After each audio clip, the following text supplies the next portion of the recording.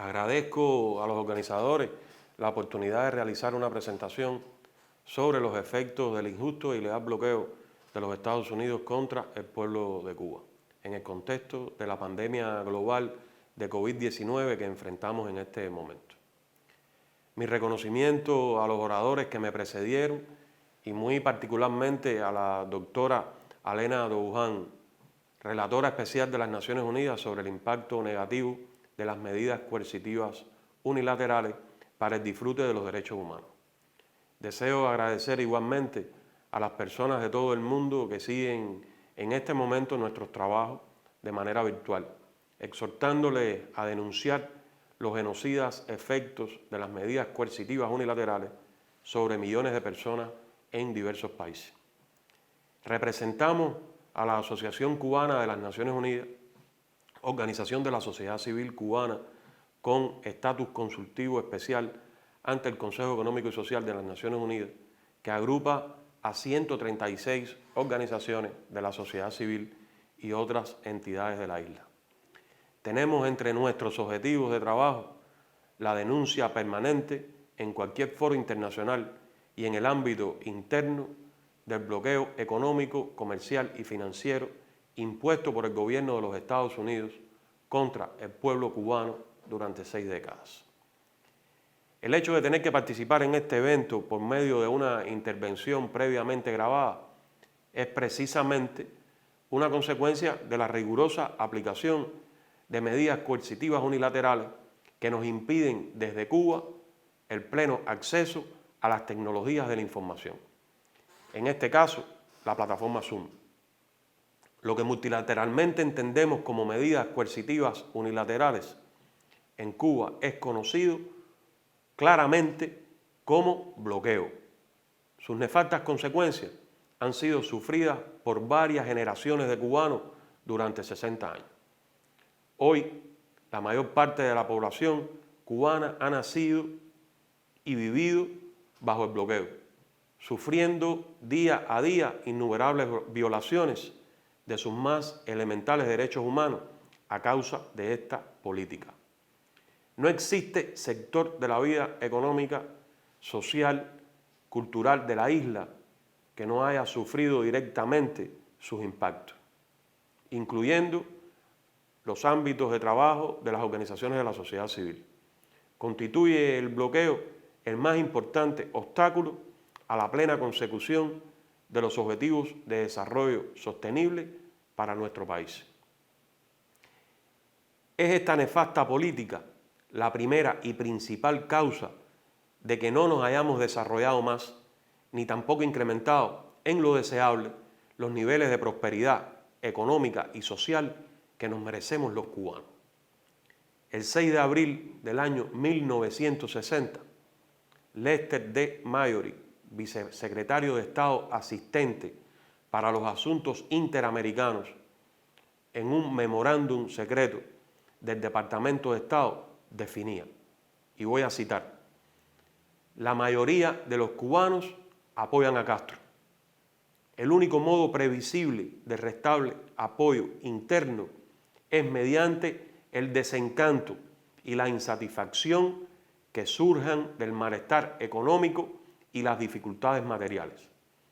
Hay que emplear rápidamente todos los medios posibles para debilitar la vida económica de Cuba, una línea de acción que, siendo lo más habilidosa y discreta posible, logre los mayores avances en la privación a Cuba de dinero y suministros para reducirle sus recursos financieros y los salarios reales, provocar hambre, desesperación y el derrocamiento del gobierno.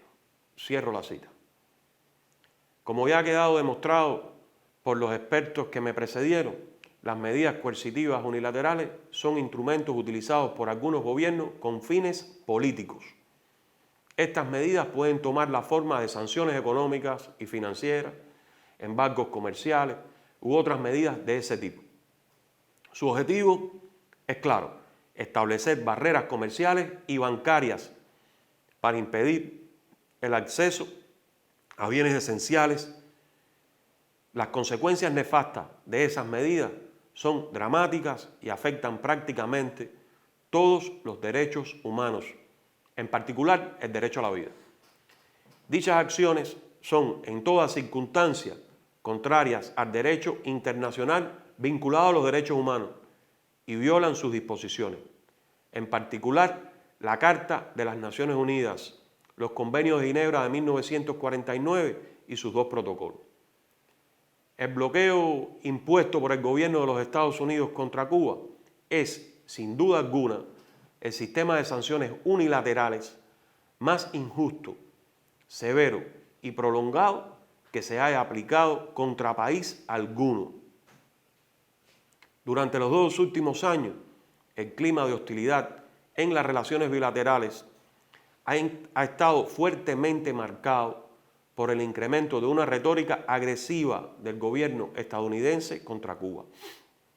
La estrategia de Estados Unidos se enfoca en consolidar la confrontación y la hostilidad, tanto en el plano declarativo como en la ejecución de medidas de agresión económica contra el país. El recrudecimiento del bloqueo continúa siendo el eje central de la política estadounidense hacia Cuba, con efectos cada vez más notables en la aplicación extraterritorial, lo que se evidencia con la activación del título 3 de la ley Helms-Burton. En vigor desde 1996, codificó el bloqueo contra Cuba y fortaleció su alcance extraterritorial. Su aparente pretensión de exigir indemnización o permitir reclamaciones sobre propiedades norteamericanas nacionalizadas en Cuba se proyecta en realidad contra la inversión extranjera y el desarrollo económico de la isla.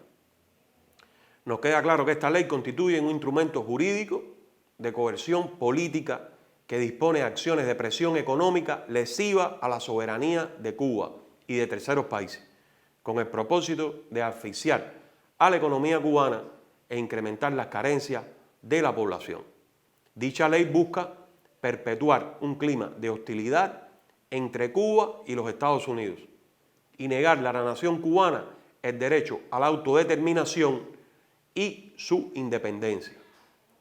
Sus regulaciones son contrarias al derecho internacional y a los principios de la Carta de las Naciones Unidas y las reglas establecidas por la Organización Mundial del Comercio.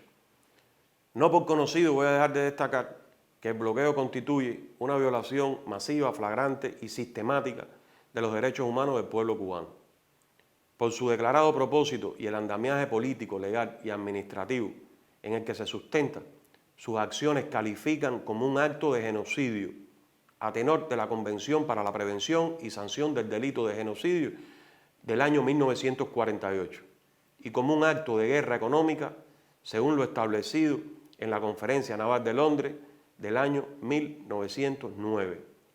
El informe presentado por el gobierno de Cuba el pasado año 2019 al secretario general de la ONU, en virtud de la resolución 73/8 de la Asamblea General de las Naciones Unidas, necesidad de poner fin al bloqueo económico, comercial y financiero impuesto por el gobierno de los Estados Unidos de América contra Cuba, refiere que durante las 6 décadas pasadas, los daños acumulados por la aplicación del bloqueo alcanzan la cifra de 138.834,4 millones de dólares.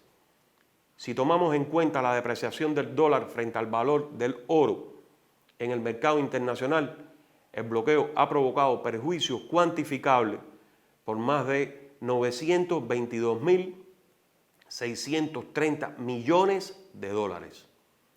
Durante la pandemia de la COVID-19, este escenario agresivo no ha variado para Cuba.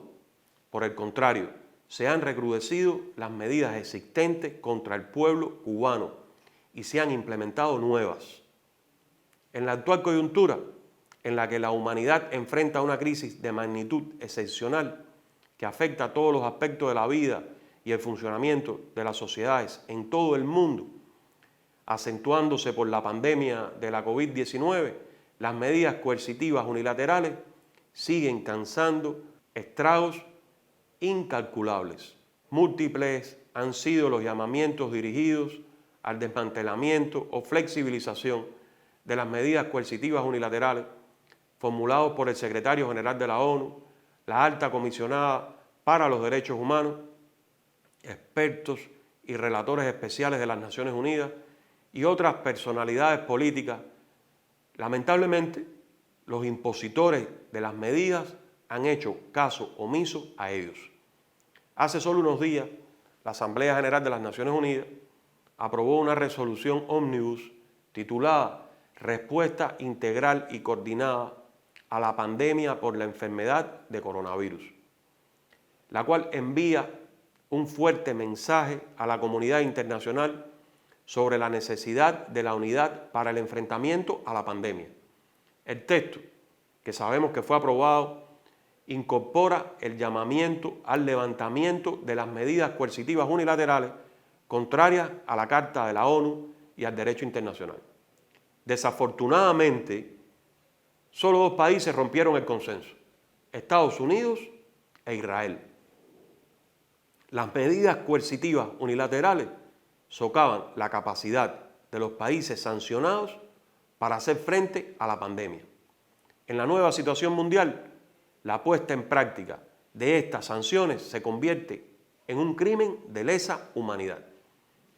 La alta cifra de infectados y las cuantiosas pérdidas humanas muestran su devastador impacto en un mundo cada vez más interconectado, que demuestra que ningún país por sí solo puede enfrentar la epidemia.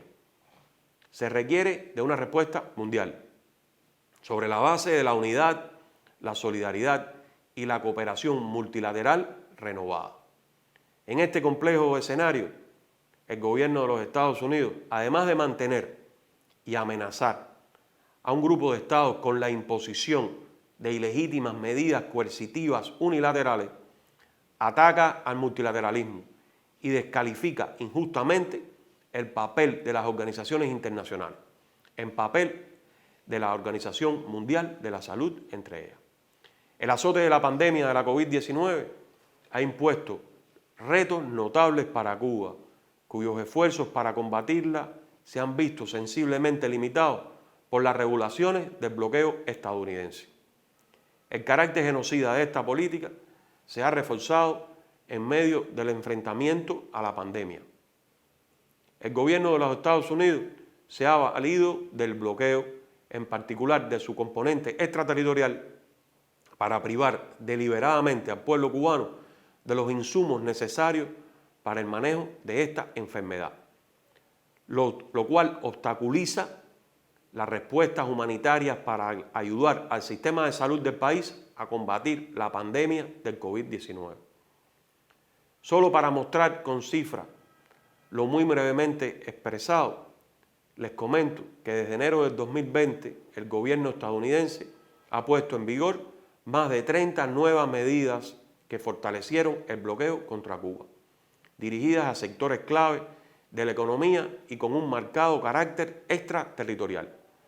Por otra parte, desde abril del año 2019, como resultado de la puesta en vigor del título 3 de la ley Helms-Burton, fueron presentadas en tribunales estadounidenses 25 demandas contra entidades cubanas y extranjeras. Sumado a las imposiciones económicas, comerciales y financieras, el gobierno estadounidense ha desplegado una feroz campaña dirigida a desacreditar y obstaculizar la cooperación médica internacional que nuestro país ofrece durante la pandemia de COVID-19. Y ha estado presente en más de 40 países de los 5 continentes. Para este propósito, Estados Unidos se vale de calumnias y ha llegado al extremo de amenazar a otros países para que se abstengan de solicitar esta colaboración, incluso en medio de la emergencia sanitaria creada por la COVID-19 en el mundo. El bloqueo continúa siendo una política absurda, obsoleta, ilegal y moralmente insostenible, que no ha cumplido ni cumplirá el propósito de doblegar al pueblo cubano en su voluntad de preservar su soberanía e independencia. En este contexto de especial complejidad, confiamos en continuar contando con el apoyo de la comunidad internacional en el legítimo reclamo de poner fin al bloqueo económico, comercial y financiero que nos impone el gobierno de los Estados Unidos. El Diccionario Real de la Academia Española de la Lengua define la resiliencia, en primer término, como la capacidad de adaptación de un ser vivo frente a un agente perturbador o un estado o situación adverso. El ser vivo es Cuba y el agente perturbador es el gobierno de los Estados Unidos. Cuba seguirá adelante, rumbo al desarrollo y a la mayor prosperidad posible. Será, como siempre ha sido, con o sin Estados Unidos y a pesar de tener en contra a sus gobiernos y amplios grupos de poder hegemónicos. A mayor bloqueo, más resiliencia. El mantenimiento de una cultura autóctona, la solidaridad, la unidad del pueblo en torno a sus líderes y al proceso revolucionario, así como la capacidad innovadora de los actores políticos y sociales, ha permitido el constante desarrollo de la nación cubana. A pesar del bloqueo, nos enorgullece contar con una base científica puesta en función de las necesidades sociales, tener uno de los sistemas de salud pública más robustos del mundo, con capacidad para ofrecer ayuda solidaria a otras naciones, y un sistema de educación universal y gratuita en todos sus niveles de enseñanza. Llamamos a la cooperación internacional como la mejor vía para poder hacer frente de forma efectiva a una amenaza a la que ya no puede responderse desde una óptica exclusivamente nacional. En este sentido, asumimos la lucha contra el bloqueo como una de nuestras tareas fundamentales. Defendemos la convicción de que estos son tiempos de solidaridad, de aunar esfuerzos para alcanzar objetivos comunes y de entender y defender la salud como un derecho humano. Aprovechamos este espacio para reiterar nuestro total rechazo a las medidas coercitivas unilaterales en todas sus formas. Muchísimas gracias por la atención y el momento que nos han dedicado para intercambiar sobre esta importante temática. Muchas gracias.